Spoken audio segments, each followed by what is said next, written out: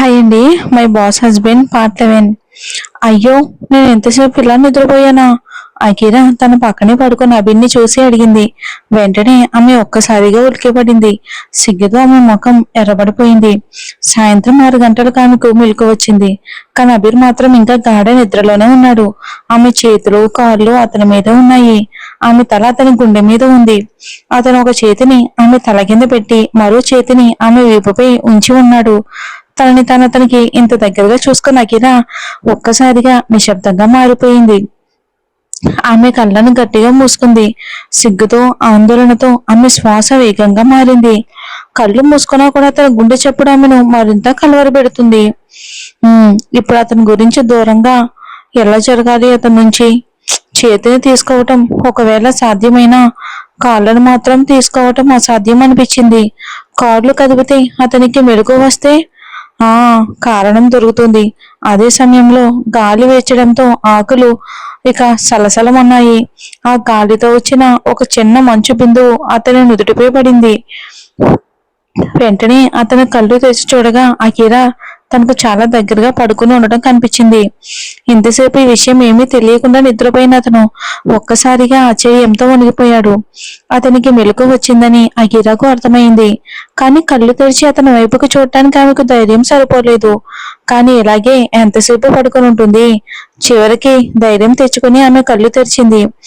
అతని వైపు చూడడానికి ఆమె కళ్ళు సంకోచించాయి. అయినా తొందరగా తన చేతులను కాళ్లను అతని మీద నుంచి పక్కకు తీసుకుంది. ఇక ఆ వలలతో ఉన్న ఉయ్యలో కూడా ఆ ఇద్దరిని విడిపించడానికి ఇష్టపడినట్టుంది. ఎందుకంటే ఆమె లేవటానికి ప్రయత్నించగానే అఖిరాను నేరుగా అబీర్ మీద పడేసింది అనుకోకుండా. ఈసారి పూర్తిగా అతని మీదే పడిపోయింది ఆమె గుండె వేగంగా కొట్టుకుంటుంది. అతను కదలకుండా ఆమె ముఖం వైపుకే చూస్తున్నాడు. ఆమె కళ్ళల్లో భయం స్పష్టంగా కనిపిస్తుంది. దానితో పాటు సిగ్గుతో గులాబీ రంగులోకి మారిన ఆమె బుగ్గలు అతనికి కనిపిస్తున్నాయి. అతనికి ఏం చెయ్యాలో ఏం మాట్లాడాలో ఏమీ అర్థం కావట్లేదు. సారీ. అఖిరాకు తాను అతని మీద బలంగా పడిపోయానని అర్థమైంది. అతనికి దెబ్బ తగిలి ఉంటుందని అనుకుంది. అని అబీర్ అడిగాడు. ఆమె ఎందుకు సారీ చెప్తుందో అతనికి ఏమీ అర్థం కాలేదు. అది మీకు దెబ్బ తగిలింది కదా అని అఖిరా అంది. ఎక్కడా? అబీర్కి ఇంకా ఏమీ అర్థం కావట్లేదు.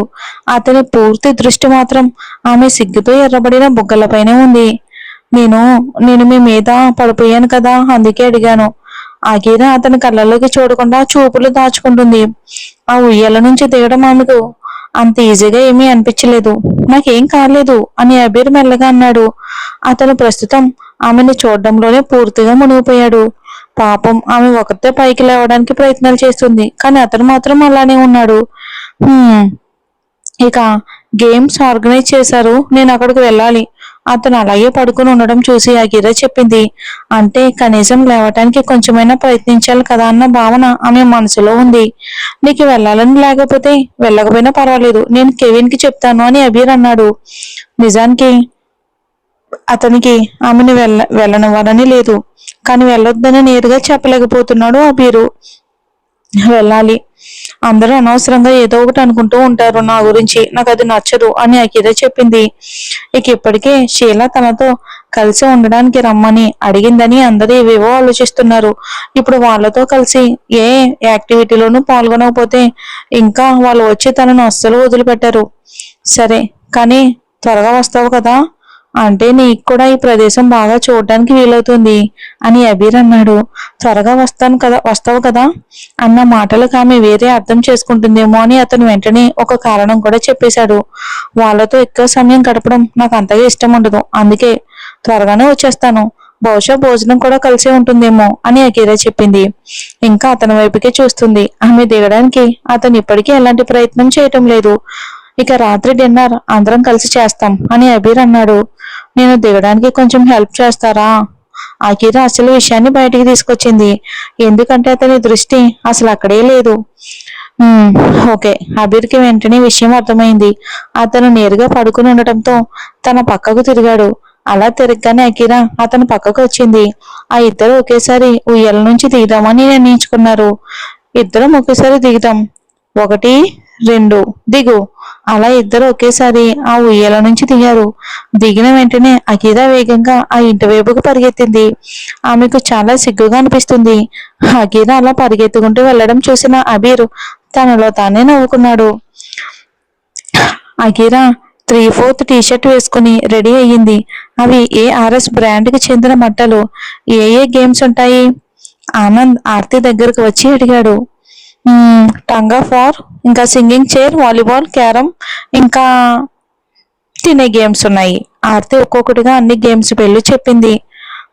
నాకు ఒక పని చేస్తావా అని ఆనంద్ ఆమెతో చెప్పి తన మొత్తం ప్లాన్ ఆమెకి వివరించాడు. చూడు మహారాణి, అకీరా మస్తుగా రెస్ట్ తీసుకుంటూ ఉంటుంది. ఇక షీలా మేడంతో కలిసి ఇక్కడ ఏర్పాట్లలో కొంచెం సహాయం చేయాలి అన్న ఆలోచనే లేదు తనకి. హాయిగా పడుకొని ఉంటుంది మహారాణిలా. అసలు సెలవు ఏదో తనకే అన్నట్టుంది. మనం ఇక్కడ ఉన్నామే కానీ తను ఏదో పెద్ద విల్లాలో ఉంటున్నట్టుంది అని మనీషా అంది. అవును కదా, ఎలా హాయిగా ఒకతే ఎంజాయ్ చేస్తుందో చూడండి అని పూజ అంది. అయిపోయిందా మీ అందరి అకీరాపై ఏడ్చి మొదలు పెట్టడం? తను ఇప్పుడు వస్తుంది, కాస్త నిశ్శబ్దంగా ఉండండి. ఎవరు ఆమె గురించి ఏమీ మాట్లాడకండి అని ఆనంద్ అన్నాడు. అందరూ కలిసి అన్ని ఏర్పాట్లు పూర్తి చేశారు. మధ్యాహ్నం ఎవ్వరూ నిద్రపోలేదు. అందరూ ఉత్సాహంగా పనులు చేశారు. ఒక్కొక్కరికి ఒక్కో కారణం ఉంది. సరిగ్గా 6 గంటలకు అన్ని పనులు పూర్తి చేసుకుని వాళ్ళ బట్టలు మార్చుకోవడానికి వెళ్లారు. గంట తర్వాత మళ్ళీ అందరూ నిర్ణయించిన ప్రదేశానికి వచ్చారు. అకీరా కూడా అక్కడికి చేరుకుంది. వావ్, అకీరా వచ్చింది, మేడం గారి హాజరు పెరిగింది అని ఆర్తి ఆట పట్టిస్తూ కొంచెం వెటకారంగా ఉంది. సహాయం చేయడానికి వచ్చినట్టుంది అని మనీషా పొడిగా వెటకారంగా ఉంది. అదే అది షీలా మేడం నాకు పని చెప్పారు అని అకీరా అంది.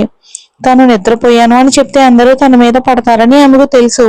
అయినా సరే వాళ్ళు నిన్నే ఎందుకు పిలిచారో అనుకున్నాను అని ఆర్తి అంది. రండి రండి అందరూ, మొదటి గేమ్ టంగ్ ఆఫ్ వార్ అని అక్కడి నుండి విశాల్ పిలిచాడు. అబ్బాయిలకు అమ్మాయిలకు మధ్య టంగ్ ఆఫ్ వార్ జరుగుతుంది. అవునవును వస్తున్నామని మనీషా అనగానే అందరూ ఆమె వెనకాలే అక్కడికి వెళ్ళారు. వినండి అమ్మాయిలు, అబ్బాయిల బలం మనకంటే ఎక్కువగా ఉంటుంది కాబట్టి వాళ్ళను మోసం చేసి గెలుద్దాం. అకిరా, ఆనంద్కి నీ మీద లవ్ కదా, నువ్వు అందరికంటే ముందు నిలబడితే అతను కూడా ముందే నిలబడతాడు. అప్పుడు నువ్వు అతనికి ఒక కన్ను కొట్టు చూడు, వెంటనే తాడు వదిలేస్తాడు. అంటే అప్పుడు మనమే గెలుస్తాం అని మనీషా చెప్పింది. ఆమె తన పిచ్చి ఐడియా ఇచ్చింది. ఆహా, ఇది బాగుంది. ఆనంద్కి కన్ను కొడితే వాడికి హార్ట్ ఫెయిల్ అయిపోతుంది, అంటే మనమే గెలుస్తామని పూజ అంది. లేదు, దీనికంటే మనం ఒక టెక్నిక్ ఉపయోగించి ఆడుదాం. ఇక స్క్విడ్ గేమ్ లో ఎలా క్రీస్ క్రాస్ గా నిలబడతారో అలా నిలబడదాం. ముందు బలం ఉపయోగించకూడదు, వాళ్ళను లాగనివ్వకుండా అంతే చేయాలి. వాళ్ళ బలం ఉపయోగించి అలసిపోయిన తర్వాత మన బలం చూపిద్దాం. ఇక నేను ఆనంద్ సార్కి కన్ను కొడితే ఆయన ఒకరే పడిపోతారు, కానీ మిగతా వాళ్ళు ఉంటారు కదా అని అకీరా అంది. తను ఆటల్లో పాల్గొనకపోయినా కూడా అలా కన్ను కొట్టడం మాత్రం అసలు చేసేదే కాదు. మేము మేము ఈ సిరీస్ లో వంటివి చూడం, కానీ నువ్వు చెప్పిన దాంట్లో పాయింట్ ఉంది. మనం అలాగే చేద్దామని ఆర్తి అంది. గెలవాలి, లేకపోతే శిక్ష తప్పదు. సరే, ముందు వాళ్ళంతా ఎలా నిలబడతారో చూద్దాం, తర్వాత అకిరా చెప్పినట్టు మనం నిలబడతాం అని మనీషా అంది.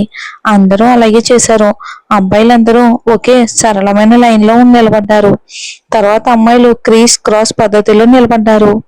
ఇక అబ్బాయిలు మొదట చాలా బలం పెట్టారు, కానీ అమ్మాయిలు మాత్రం కొంచెం కూడా కదలలేదు. అబ్బాయిలు అలసిపోయిన వెంటనే అమ్మాయిలు తమ బలం మొత్తం ఉపయోగించారు. ఇంకా ఒక్కసారిగా లాగటంతో అబ్బాయిలందరూ కింద పడిపోయారు. ఏ అని అమ్మాయిలంతా ఆనందంగా అరిచారు. ఇప్పుడు అబ్బాయిలకు ఏ శిక్ష ఇవ్వాలా అని ఆలోచించడం మొదలుపెట్టారు. మేము గెలిచినప్పుడు మీకు కూడా శిక్ష ఇస్తామని గుర్తించుకోండి, కాబట్టి కొంచెం ఈజీగా ఉన్న శిక్ష ఇవ్వండి అని రాహుల్ అన్నాడు. ఓ, అది మేము చూసుకుంటాం అని మధుర అంది. చివరికి శిక్ష నిర్ణయించారు.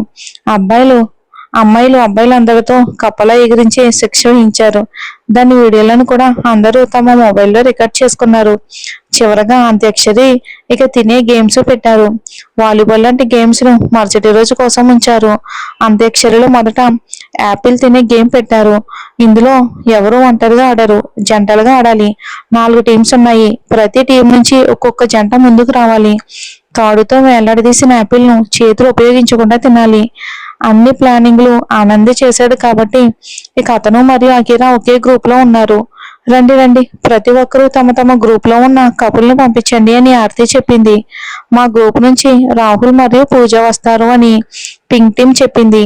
మా టీం నుంచి మధుర మరియు విశాల్ అని రెడ్ టీం చెప్పింది. మా టీం నుంచి వసుధ మరియు మయూర్ అని ఎల్లో టీం చెప్పింది. మా టీం నుంచి అఖిల మరియు ఆనంద్ అని బ్లూ టీం లీడర్ మనిష చెప్పింది. ఏంటి, నేను నేను పార్టిసిపేట్ చేయలేను. అఖిల తన పేరు వినగానే ఒక్కసారిగా ఉలిక్కిపడింది. అది ఆనంద్తో తన పేరు తీసుకుంటారని ఆమె అసలు ఏమాత్రం ఊహించలేదు. ఇలా బ్యాకౌట్ చేయలేవు, నువ్వు అర్థమైందా? నువ్వు ఇది కేవలం ఒక గేమ్ మాత్రమే, దానిలాగే చూడు. ఇంతగా ఆలోచించాల్సిన అవసరం ఏముంది అని మనీషా కోపంగా అడిగింది. ఆనంద్ మాత్రం ఆమె ఎప్పుడు ఒప్పుకుంటుందా అని ఎదురు చూస్తున్నాడు ఆతృతగా. ఎవరినైనా వేరే వాళ్ళని పంపించండి మేడం అని అఖిల అంది. ఆనంద్ ముఖంలో కనిపిస్తున్న ఆ చిరునవ్వుని చూసి ఆమెకి ఇంకా అసహనం అయితే కలిగింది, కోపం కూడా వస్తుంది. అఖిల, విను, దయచేసి ఇది ఒక గేమ్. మనం ఓడిపోతే దానికి కారణం నువ్వే అవుతావు. ఏ శిక్ష వచ్చినా నువ్వు ఒక్కదానివే తీసుకోవాలి మరి అని మనీషా అంది. అఖిల, నేను ఎలాంటి ఎదవ పనులు చెయ్యను అని ఆనంద్ అన్నాడు. ఇక ఇప్పుడు ఆమె ముందుకు వేరే మార్గం లేదుక. ఆమె కాళ్ళు కూడా వణుకుతున్నాయి. అయినా ధైర్యం తెచ్చుకుని ముందుకు నడిచింది. ఏదైనా జరిగి ఈ గేమ్ ఆగిపోవాలని దేవుణ్ణి మనసులోనే ప్రార్థించింది. ఆమె వెళ్లి టేబుల్ దగ్గర నిలబడగానే ఆనంద్ కూడా లేచాడు.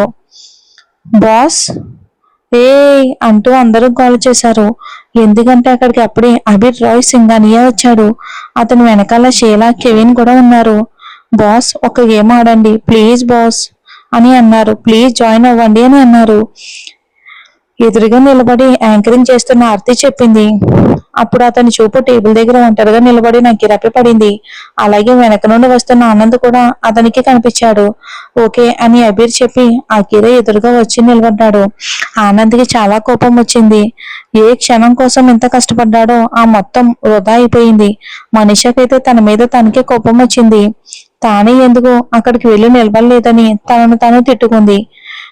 మీ ఇద్దరు ముందు ఉన్న యాపిల్ ను చేతులు ఉపయోగించకుండా ఇద్దరూ కలిసి పూర్తిగా తినాలి. సో టైం స్టార్ట్ నౌ అని ఆర్తి చెప్పింది. నేను యాపిల్ ను పళ్ళతో పట్టుకుంటాను, అప్పుడు అది కదలకుండా ఉంటుంది. నువ్వు తిను అని అబీర్ మెల్లగా అన్నాడు. సరే అని అఖిల అంది. ఆనంద్ కాకుండా అబీర్ తన పార్ట్నర్ గా ఉండటంతో ఆమె మనసులో ఎంతో సంతోషపడిపోయింది. అబీర్ ఆ యాపిల్ ను పళ్ళతో పట్టుకోగానే ఆమె తినడం మొదలుపెట్టింది. తన కళ్ళను గట్టిగా మూసుకుంది. ఎందుకంటే తన కళ్ళ ముందు అబీర్ చాలా దగ్గరగా ఉన్నాడు. ఆమె తన వైపు ఉన్న సగం యాపిల్ తినగానే ముందుకు కదిలింది. వెంటనే కరెంటు తగిలినట్టుగా వెనక్కి జరిగిపోయింది. కారణం అతని పెదవుల తేలికపాటి స్పర్శ ఆమెకు తగిలింది. అబీర్ ఆమె వైపుకే చూస్తున్నాడు. అతనికి కూడా ఏమీ అర్థం కాలేదు ఆ క్షణం. ఇంకా అతని పెదవులకు ఆమె పెదవుల స్పర్శ ఇంకా అనిపిస్తూనే ఉంది. ఇద్దరు ఒకరి కళ్ళలోకి ఒకరు చూస్తున్నారు. చూపులు దాచుకోవాలన్న ఆలోచన కూడా వారికి ఏమాత్రం రావడం లేదు. బ్లూ టీం ఓడిపోయింది, శిక్షకు సిద్ధంగా ఉండండి అని ఆర్తి చెప్పింది. కానీ బాస్ కు శిక్ష ఎవరు వేస్తారు? I will do the honour to punish the boss అని కెవిన్ అందరు ముఖంలో కనిపిస్తున్న అయోమయాన్ని చూసి ముందుకు వచ్చాడు. అబీర్, అఖిల పక్క పక్కనే నిలబడి ఉన్నారు. కెవిన్ మంచు నీళ్లతో నిండిన బకెట్ తీసుకుని వచ్చాడు. అఖిల తడవకుండా జాగ్రత్తగా మొత్తం నీటిని అబీర్ మీద పోశాడు. ఓ అంటూ అందరూ గట్టిగా చప్పట్లు కొట్టారు. కానీ మనీషా, ఆనంద్ మాత్రం అఖిల వైపుకు కోపంగా చూస్తున్నారు. ఆనంద్ అయితే మరింత కోపంగా ఉన్నాడు. అఖిల దగ్గరకు వెళ్ళడానికి వీలుగా ఈ గేమ్ ను అతనే ప్లాన్ చేశాడు. కానీ ఆమె దగ్గరకు వెళ్లే అవకాశం మాత్రం బాస్ తీసుకెళ్లాడు. శిక్ష పూర్తయిన తర్వాత అఖిల తన స్థానానికి వచ్చి కూర్చుంది. కానీ అబీర్ గురించి ఆమెకు ఆందోళనగా ఉంది. ఆమె అతని వైపుకు చూసింది. అతను కూడా ఆమె వైపుకి చూస్తున్నాడు. ఆమె చేతులతో తల తుడుచుకోమని సైగ చేసింది. అతను ఆమె వైపుకు చూసి కళ్ళు మూసి చూపించాడు. అంతలోనే షీలా టవల్ తీసుకుని వచ్చింది. అతను తల తుడుచుకుంటూ డ్రెస్ మార్చుకోవడానికి అక్కడి నుండి వెళ్ళిపోయాడు. ఇక ఈ రోజైతే గేమింగ్ ఇక్కడితో ముగిసింది. ఇప్పుడు అందరూ భోజనం వైపుకి వెళ్దామని ఆర్తి అనౌన్స్మెంట్ చేసింది. వెంటనే అందరూ తమ తమ స్థానాల నుంచి లేచారు.